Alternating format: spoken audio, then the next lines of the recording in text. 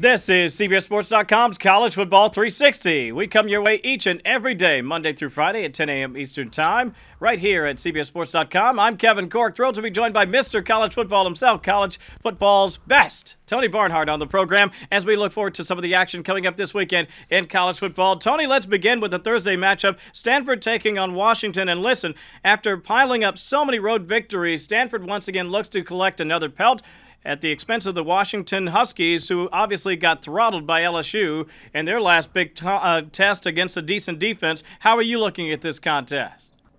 Well, I think we found out from the way Stanford manhandled USC, their defensive front is really nasty. You're talking about a team now that leads the nation in rushing defense about 44 yards a game. And on the other side, what can you say about Stephon Taylor? He needs like 415 yards to become Stanford's all-time leading rusher. And so it's a very, very balanced team that's got to play Notre Dame. It's obviously got to play Oregon. But I'm very impressed with what David Shaw has done with Stanford. I think they handle Washington without a whole lot of trouble, to tell you the truth. That's right. Keep in mind, the Cardinal have piled up 8 consecutive road victories dating to 2010 and 3 consecutive wins in Seattle, including a 41-0 blowout in a trip there a couple of years ago. Very quickly, let me get your take on Washington. Are they where you expected them to be, 2-1 right now? Yeah, they pretty much are. I've talked to Steve Sarkisian about this program, and he feels like it's making pretty good progress. They get a little bit better each year. And listen, Washington has been there. They know what it's all about. They've had success under Don James, and I like what Sarkisian is doing. They're going to be competitive in that league sooner rather than later. Huskies, of course, splitting a national championship under Don James and also being in the mix a couple of years after that, so they have had success. Tony Barnhart does not expect them to have success, however, against the Stanford Cardinal. That contest coming up this week in college football. Mr. College Football joins us on the program. This, of course, is College Football 360. I'm Kevin Cork. Tony Barnhart is Mr. College Football. He has our previews for the upcoming action this weekend. And let's talk about the Tennessee-Georgia matchup, a game which, by the way, you'll be able to see right here at CBSSports.com, live streaming right here at 3:30 Eastern Time. Tony, I want to talk about the shootout game in Athens, and I say shootout because it looks to me, at least on paper, like both of these offenses might have pretty good days. Well, here's the situation. There's no question that Georgia's given up more yards than they're like. But the fact of the matter is, Kevin, is they are finally, we believe, going to get all of their starters back on the field. Bakari Rambo and Alec Ogletree have missed the last 3 games. Alec Ogletree is a beast at linebacker. Rambo's one of the better safeties in the country. Both of those guys are expected to be back on the field against Tennessee. The issue with Tennessee is obviously they throw the ball well with Tyler Bray and Cordero Patterson and Justin Hunter and all those receivers.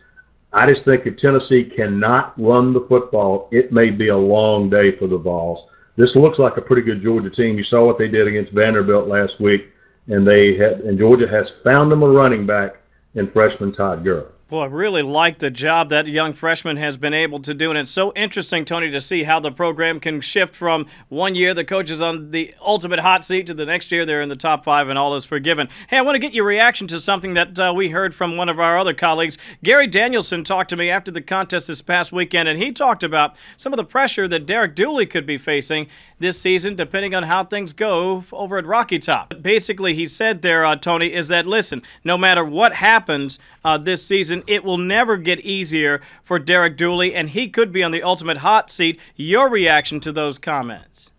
Well, Tennessee is 3-1, but the one was against Florida in a game where they had their first hard sellout in about 4 years, and Tennessee was right there, but Florida dominated the fourth quarter. It's a tough job. And so I think Derek Dooley needs for his team to play well. I don't think he has to win the football game, but they need to play well and look like they know what they're doing. They don't need to play sloppy because, look, Tennessee fans are impatient, as all fans are. They've got a new athletic director. Dave Hart's only been there a little bit more than a year. That's always problematic. Remember that Derek Dooley lost 7 assistants last year, part of which was because there was some uncertainty there. So let's just put it this way. Derek Dooley's team needs to play well in Athens. All right, so who you got? Georgia, Tennessee this weekend?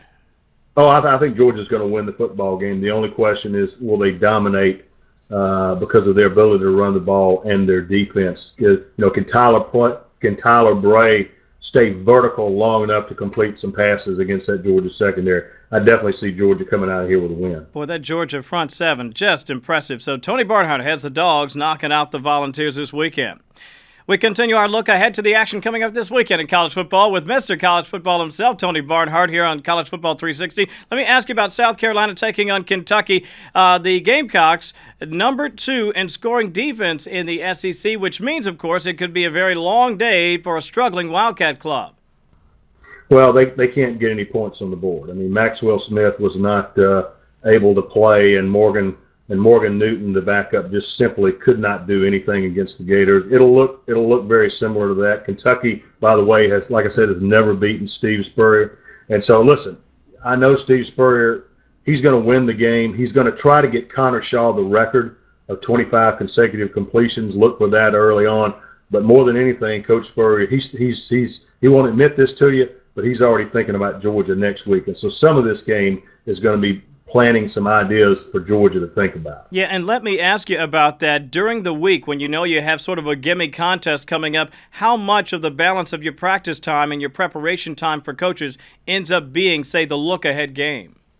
I've known coaches to take a segment or two from a practice to work on a few things. They don't want it to get out that that's what they're doing, but they will do it. So Mr. College Football has South Carolina winning easily over Kentucky this weekend. Remember, SC knocked them out in Columbia 54-3 last year, so it could be a tough time for the Wildcats. We continue our look ahead to the weekend's action in college football here on College Football 360. Mr. College Football, Tony Barnhart, joining us here on the program. I want to talk about Missouri taking on UCF. First time an SEC team has ever played at UCF. And Missouri is actually, I think, a little bit better than maybe the record, although they're just a bit banged up. Tony, how do you see this one? Well, I've got Missouri winning this game, but I tell you, George O'Leary's team is very stout defensively. And here's the problem with Missouri, and it's a problem that they're going to have all year. When they play the good teams, when they play Georgia, when they play South Carolina, their offensive line, particularly in the middle, is young and it's beat up. And if you can exploit that, which Georgia did and South Carolina did, you've got a chance to beat Missouri. But I just believe that Missouri has too much offense. James Franklin, T.J. Moe, Gordon, Beckham Green, all those guys. I just think they're going to be too much for UCF. But I tell you what, this game will be closer than a lot of people think. UCF 4-47 all-time against current BCS leagues and 2-13 all-time against teams from the SEC. Could be a very tough matchup. But you're right, they're very disciplined. They play well at home, and I really respect Coach O'Leary. So we'll find out how well they do. 2-2, the Tigers go in at UCF, but Tony Barnhart has Missouri knocking them out. We continue our look at the weekend's action in college football. Kevin Cork with you once again on College Football 360, joined by Mr. College Football himself, Tony Barnhart, on the show. Tony, I want to ask you about Ole Miss at Alabama. This is a game I'm actually looking forward to. Could it be closer than people are expecting? No, I don't think so, Kevin. Listen, Bo Wallace is a very good quarterback, and he runs that offense just the way Hugh Freeze wants him to. But the issue that Ole Miss is going to have when they play the better defenses in this league, they're simply not going to be able to block well enough. A lot of what Ole Miss likes to do is misdirection and spreading you out, but against the defenses that can also run, and Alabama can really run, they're going to struggle. This one has a chance to be pretty ugly. Well, keep in mind that the Tide won 52-7 in Oxford last year. Of course, they lead that series 45-9-2. But I want to point out a number, Tony, and maybe you can sort of help us unpack this. Ole Miss leads the conference in rushing. And so you would think that maybe they can keep Alabama's offense off the field long enough, but you're right. If they can't get lanes and they can't solve that front seven, it could be an incredibly long day for the run of Rebs there. Yeah, I mean, Ole Miss can do those things against UTEP, and they can do them against Tulane and people like that who don't have the tremendous speed on defense. But when Ole Miss spreads you out against a great defense, guess what? The linebackers and the defensive ends, they all can run as fast as your quarterback, and that's the issue. So easily a victory for Alabama, according to Mr. College Football, coming up this weekend, taking on the Rebels of Ole Miss. We continue our look ahead to the weekend's action in the SEC with Mr. College Football, Tony Barnhart, joining us on the show. Arkansas at Texas A&M, another game that I think will get probably a little bit more attention than maybe it deserves in terms of the records. I'm certainly interested to see how the Razorbacks do. How about you, Tony? What do you think? Well, last week was just a disaster. Yeah, losing to Rutgers. We all assumed, I certainly assumed, that with Tyler Wilson coming back, that they would certainly be able to handle Rutgers. That gives you an insight as to where that football program is. And now, as we said earlier, they've got to go on the road, and they've got to go to Texas A&M. And Kyle Field is never an easy place to play. I think Texas A&M wins this game because the Arkansas defense is just horrible, and they're not going to be able to handle the running and the passing of Johnny Manziel, the Texas A&M quarterback. And quite honestly, I don't know how much heart, I hate to say it, but I don't know how much heart is left in this Arkansas team, particularly to go on the road and win a football game. Boy, it is super tough to play at Kyle Field. You can ask anybody that's ever played in the Big 12, they'll tell you that. So they come into the SEC with one of the tougher places to play. The core will be out there in full force. Before we move on, Tony, I want to ask you about Bobby Petrino, and I'm just curious. Is this really telling us that he was really the mad scientist, the mastermind of all their success, or is this just a cascade of problems that has Arkansas looking this way? Well, what you're talking about, Kevin, is leadership. And for forever, how you feel about Bobby Petrino, the man knows how to coach football. I'm absolutely convinced that if Bobby Petrino had been there, they would have not have lost to Louisiana Monroe. The coaching staff let that game get away from them. I think managing a team through difficult in-game situations, Petrino was very good at play calling, sequencing your plays, and making adjustments.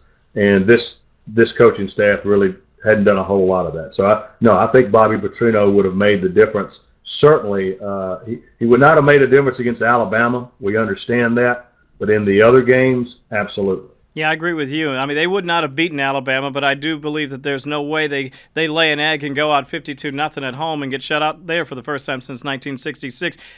Before we move on, you've heard the laughter. Any chance that Auburn's looking at Bobby? It's hard for me to see that. It's hard, Kevin. It's hard for me to see. Listen, Bobby Petrino will coach again. There's no doubt in my mind. I just think the odds are against him coming back at this level of football. Now, having said that, I have been fooled before when teams get desperate and they want to win. But to me, I don't see Bobby Petrino coming back at this level. Will he get back to this level? If he behaves himself, yeah, there's a pretty good chance that'll happen. I just don't see him coming back at this level. Still a little bit radioactive right now. Be tough to see that happening, especially right now. We continue our look at the weekend's action in the SEC with Mr. College Football joining us here on College Football 360, Tony Barnhart. I want to talk about that Towson game against LSU. A bunch of Tigers all over the field in this one, but I'm imagining the Bayou Bengals will have their way, and I mean early. Well, they will, and here's the deal. They were very, very sloppy at Auburn against a team that was fighting for their lives, okay? I saw Les Miles screaming at players and really getting animated, which is something he doesn't do a whole lot of. But that's good. See, now he can tell his guys, hey, you're not that good. You got stuff to work on. If we don't get better when we go to Florida next week, we're going to get hammered. And so, unfortunately, they're going to take it out on poor Towson and start getting ready to go see the Gators next week. So I'm imagining you got the Bayou Bengals winning big. Can you give me sort of a score prediction there, Mr. College Football? I would say in the high 40s and low 50s to not a whole lot. So. Not a whole lot. Fair enough. Tony Barnhart, Mr. College Football, joining us here on College Football 360. Tony's with us Monday through Friday. I make that Wednesdays always. Of course, we're here Monday through Friday at 10 a.m. Tony's with us each and every Wednesday on the show. Tony, thank you. And a reminder, we have a big game coming up in the SEC right here at CBSSports.com. Coming up this weekend, we have Tennessee taking on the Georgia Bulldogs. Now, you can see the game on CBS, of course, but listen, we'd love for you to check it out live streaming right here at CBSSports.com. Kickoffs at 3:30. I'll have your pregame at 3:20. I'll have your halftime, including your highlights, and then postgame highlights plus a live report from Gary Danielson. He'll join us from Athens. Somebody pass the sweet tea. It's coming up Saturday, Tennessee, Georgia, SEC on CBS.